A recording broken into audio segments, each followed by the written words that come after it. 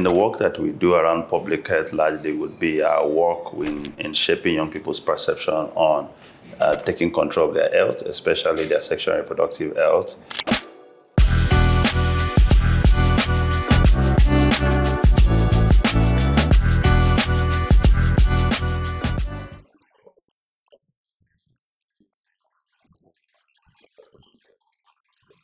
Welcome to another edition of the Curated Conversation series. And you know what this is about, where we talk to leaders, policymakers, experts who are shaping these conversations around, development in Nigeria, development in Africa, public health conversations that shape the quality of healthcare that we receive.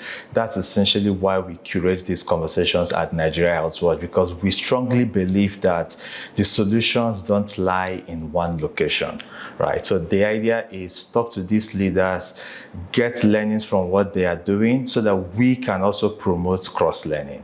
What is Nigeria doing to address family planning, address access to primary health care, address access to quality reproductive health services, right? What can Ghana learn from it? What is Kenya doing around these issues? That's what the Curated Conversation is about. And today I'm really excited to feature someone who's doing amazing work in this space and with an amazing demographic, and very important demographic at that. So, Rotimi, good to have you in the Curated Conversation series by Nigeria Health Watch. It's my pleasure to join this edition. Thank you very much. Thank you so much for having us. So I'll start by just a quick intro. Who is Rotimi Olawale and what exactly do you do?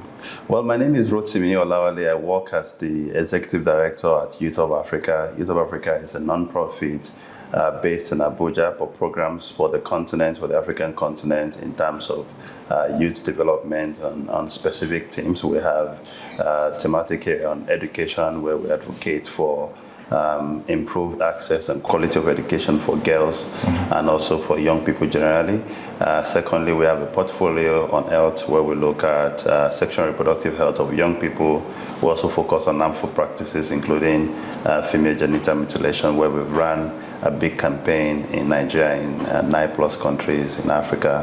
And then we also have a portfolio around governance and accountability, where we encourage young people to be active citizens, taking important decisions to be active in the development that is in their community, in their state or region, and in their country at large. And that's the work that I lead.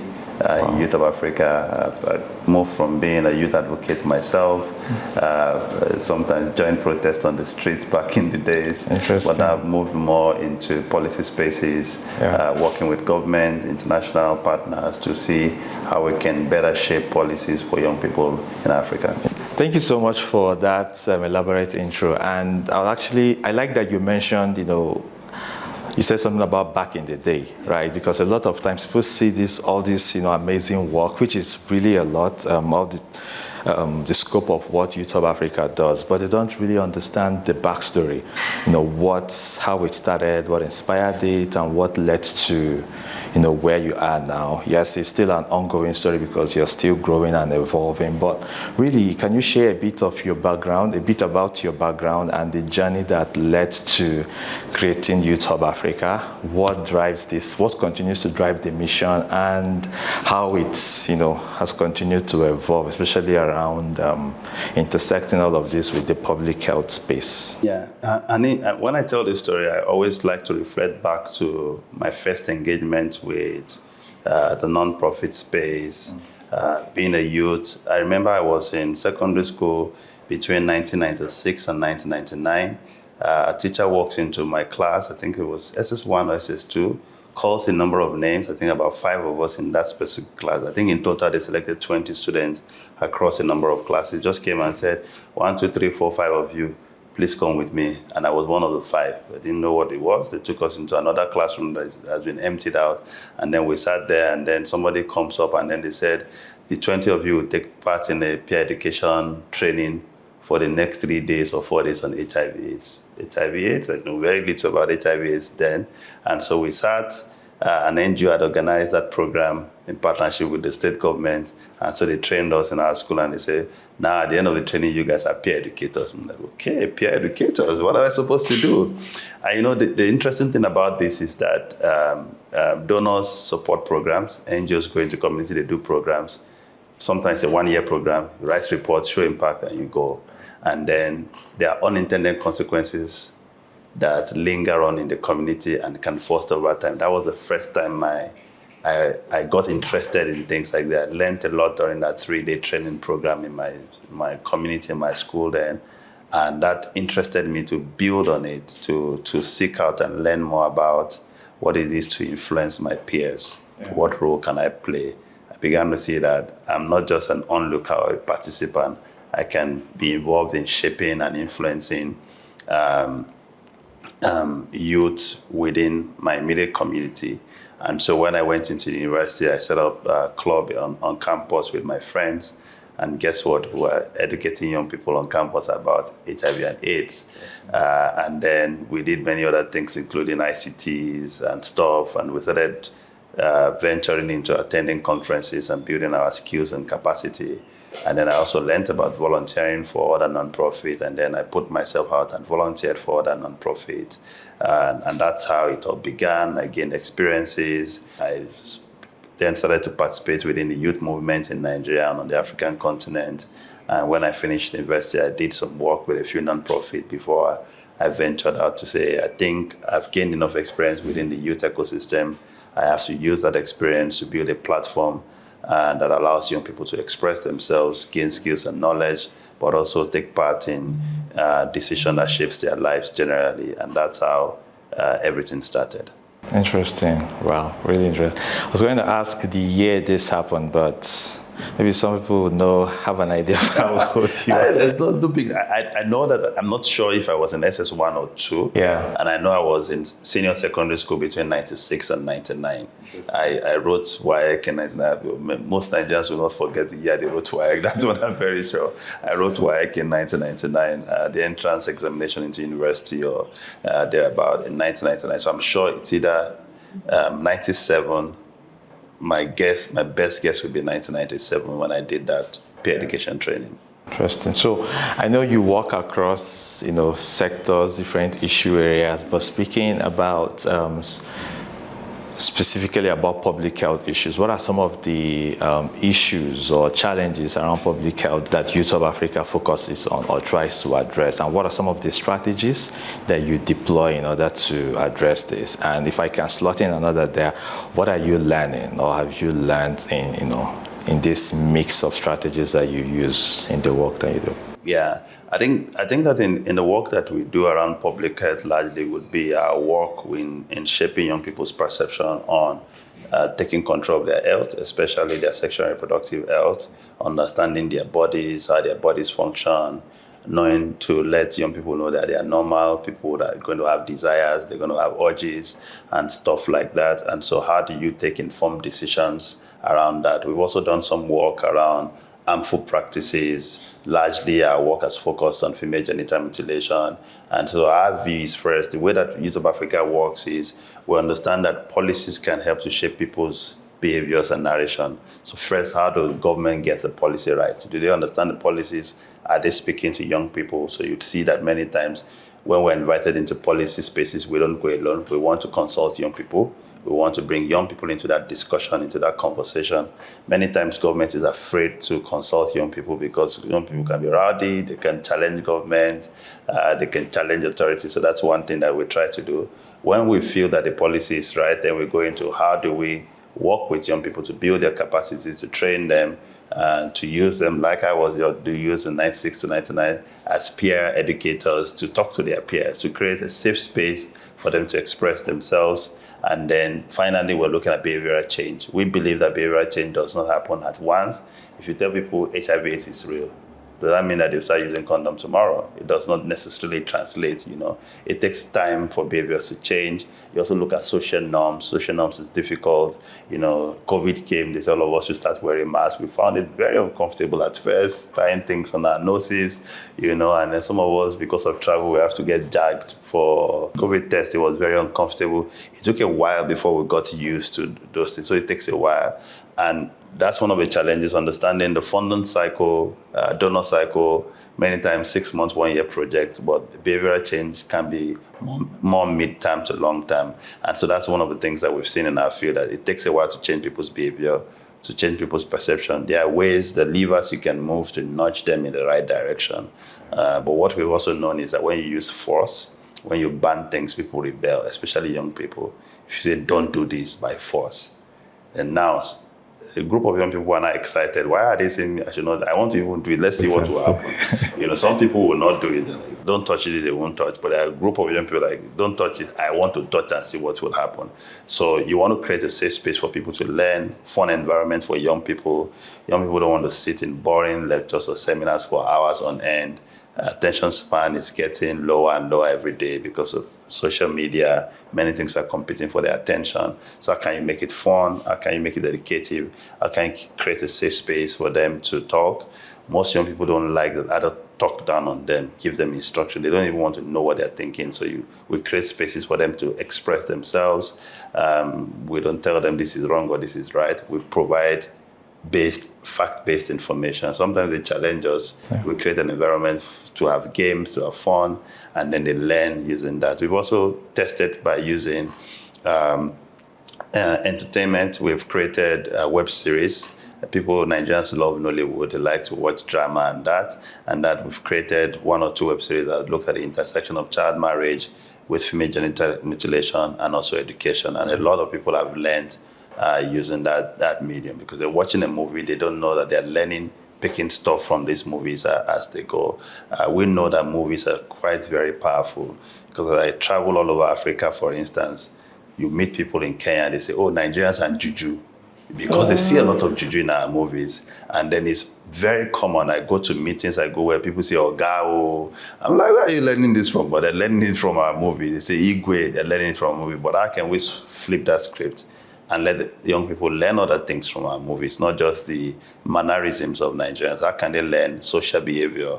How can we use that to shape social norms across the African continent and the African diaspora? Yeah. Thank you so much for those amazing insights. And actually, just quickly, something you mentioned around social media and technology. I was just wondering, considering when you started and now, how have you seen technology, like how has it impacted the work that you do? The whole easier access to tech and social media and all of those tools. Just interested to know how that is informed. I think that we're seeing technology play a more important role in both positive and negatives. When I started this work, I remember in my university days, Wi-Fi was just starting to creep into the system. I recall, I think I was in my first year, I was saying to colleagues that when I grow up, in my house, there will be internet everywhere. In my head, I was thinking that it would be cables. So I'll tell them, even in my toilet, I will have a cable you pull like this and connect to my laptop. But just barely 2 or 3 years after that, Wi-Fi became commonplace. I'm like thinking, you're thinking about cables now. You don't even need those cables anymore. So you see, technology is growing at a very fast rate, actually growing faster than policymakers can think about how do we respond. And sometimes they're very reactionary. Sometimes you see a generation of 40 to 60-year-olds planning for a generation that is in their teens and their 20s, who are very adept at using technology, who are very fast. They're the ones who know the latest technology, the latest apps, the latest program, the latest things to do. And so how do you narrow that gap? Because adults also need to learn from these young people. So we were at the forefront of using social media, Facebook at the time when we started Facebook, Twitter for advocacy. I took part in the Bring Back Our Girls campaign that used a lot of social media, Facebook and Twitter, to mobilize people for action on the Chibok girls. But you've also seen that space evolve. Young people see social media as a platform where they can express themselves without fear. We are seeing people feel that, actually some young people feel that my persona on social media is different than my persona as a person. So you see a lot of people, they live in their parents' houses. They are rock stars on social media. Their parents have no idea that they are rock stars on social media. They have a huge following on social media. They have no idea. A few months in Abuja, a parent that I know in Abuja here, his son said, "What are you doing for your birthday?" He said, "I'm hosting a pizza party, fast food joint." He said, "How are you inviting people?" I sat down to invite on TikTok. The mother showed up at the pizza party. There were 70 kids there, all in their teens. They were invited via TikTok. She was shocked. And there's a boy that barely 2 or 3 people visit him at home. He has a following. People follow him, and stuff like that. So you see this phenomenon about technology, but people need to understand that technology is a means to an end. It's not the end in itself. It will enhance the work that we do. It will come with its own antecedent risk. For instance, on things like sexual and gender-based violence, we're looking at technology-facilitated violence. We're looking at people just carry the behavior that they do physically online. Sometimes they have more boldness because I can be named Rotimi physically. Online, I can name myself Ronaldinho, and I feel more cool and more confident, and I can say things. If I face you one-on-one, I'm look at it, I can't abuse you. Or if I go on social media, I can say all kinds of stuff because I'm not facing you one-on-one. So people feel more emboldened. And so we need to see how we can navigate our policy space to be able to respond and react to that. But these days also, you see trends like, where's the number one source of news for young people? Social media. Young people don't read news. They don't listen to NTA. They don't listen to channels. Breaking news, they're the first to know. Why are they learning in social media? So how do we find verified sources of information to provide accurate, fact-based information on social? Because social media is a platform, anybody can use it. We're seeing globally now, in the US, you see this big anti-vaccination movement. Who are using social media to promote anti-vaccination, say, why are you vaccinating your children? You see in the US now, people are saying, don't vaccinate my children.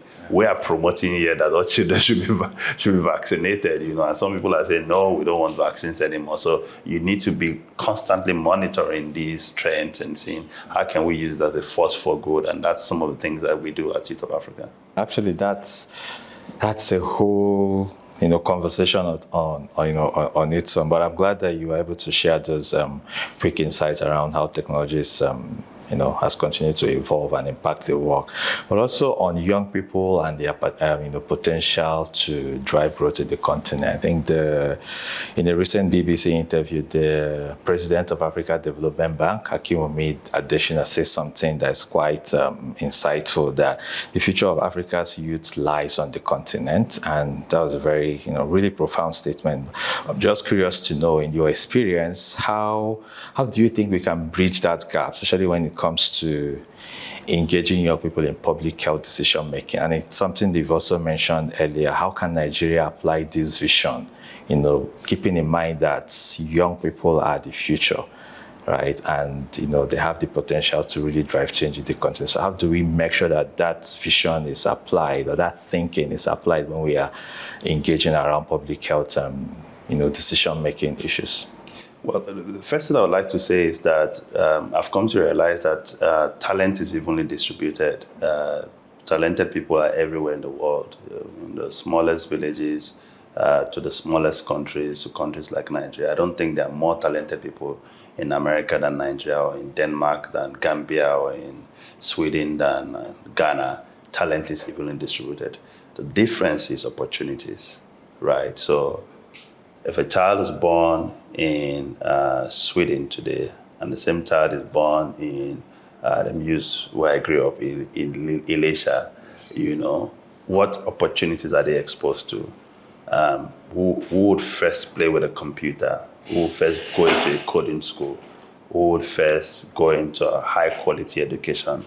Who would have access to very good, sound healthcare system, and then the gap then begins to widen. When both of them are born, they were born perhaps the same way. Actually, they might not even be born the same way, because some person has access to good health care. One person, because of the high maternal mortality rate in our country, is already facing severe challenges. Some people are born into hospitals that have no lights, their delivery are taken by torchlight or traditional birth attendant, some in the modern advanced healthcare system and stuff. So how do we increase the opportunities for young people? Without opportunities, young people are frustrated. They want to leave the country. When they leave, what are they looking for? Opportunities, educational opportunities, employment opportunities, economic opportunities. Those are the three biggest drivers of young people abandoning the country for another. So how do we create more opportunities here? When you create more opportunities, you make it competitive, people have hope. They have a hope that if I work hard, I can get a job, I can create a job, I can get a loan from the bank, I can fuel my business, I can live a meaningful life for myself, for my immediate family, and contribute to the community at large. When people feel that these chances are very limited, scarce, I can't get it on merit, I have to be connected to someone who knows someone who knows someone, then they are not able to get it. So that's one bucket. The second bucket is we should also see an opportunity. It's cheaper, for instance, to train public health officials in Nigeria than in many other countries, developed countries. So the average cost of training a medical doctor in Nigeria is way cheaper than training in America, in the UK, or in Canada. So that's an opportunity. How do we design our policy in a way that we groom them here, we can use them here? There's nothing we can do. Some of them will be exported, but we already know that. How do we then take advantage of that? But when they are exported also, the diaspora are always very much more connected to their country of origin. How do we ensure that we don't demonize them? If we don't demonize them, if we encourage them, they will come back. They will come back with increased knowledge, technology transfer, skills transfer. We can use them to build the capacity of those who remain here. And so we must learn how to manage these dynamics very well. So government policy must look at leveraging opportunities. We must ensure that those opportunities go around, not only to the connected. We must look at those who live in disadvantaged, underserved communities. How can we create opportunities for them? How can we build up? How can we exemplify that there's hope here?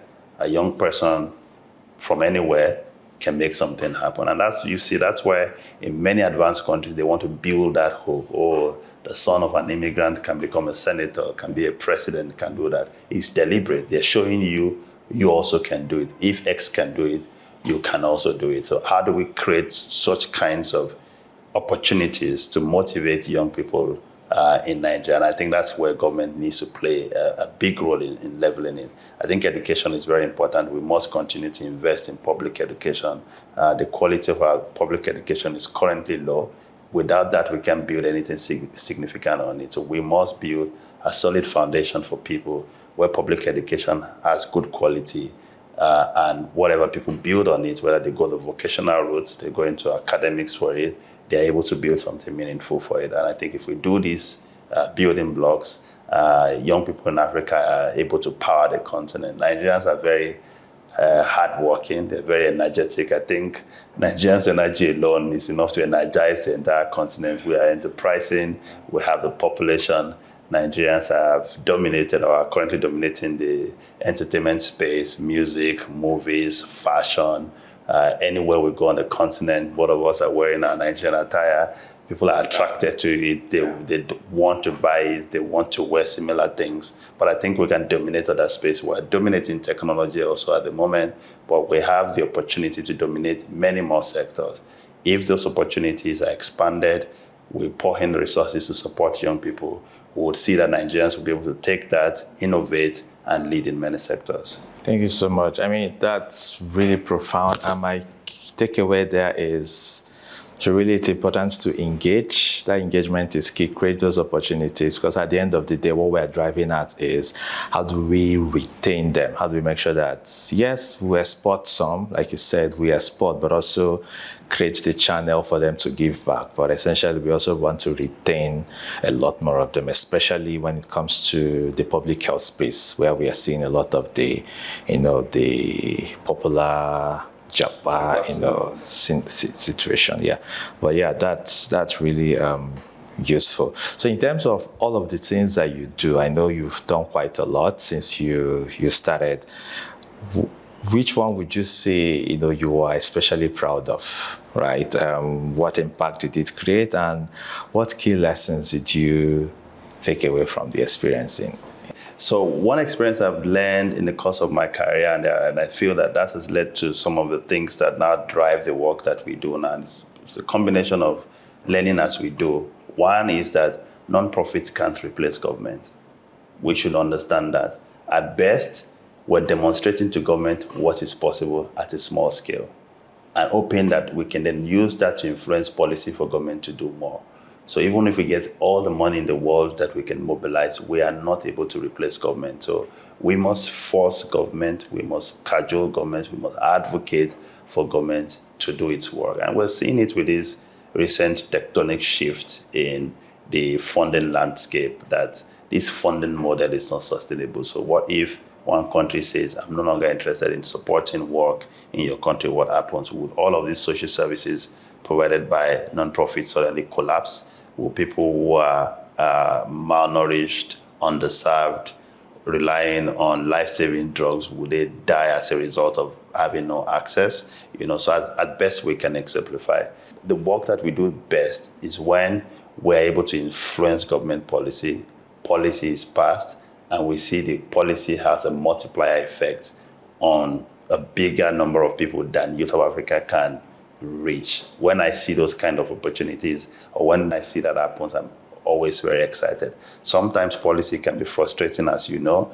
You push a lot, it's not passed. You push a lot, it's passed, it's not implemented. But when we see policies being implemented, it gives us some interesting things. And we've seen that. I've seen that in the course of my work and career within the youth policy ecosystem. We've worked on several versions of the national youth policy. We've worked on, for instance, the setup, contributed to the setup of the National Youth Parliament many years ago, and you've seen a lot of young people pass through that system and become something viable and contributing to the Nigerian economy and the political space. You see us, the work that we did on the Child Rights Bill in Kaduna, pushing for the passage of the Child Rights Bill into law, and how that's impacted on improving access for girls to go to school in Kaduna, and then in Sokoto and in Kebbi, at a multiplier effect. We were able to get thousands of more girls to go to school in Kaduna State. I mean, if we don't have the resources to physically pay for these girls and put them into school. If you get the policy right, it has a multiplier effect. And that's the kind of change that I love to see in the work that we do. Thank you so much. That's really amazing, if I can put it that way.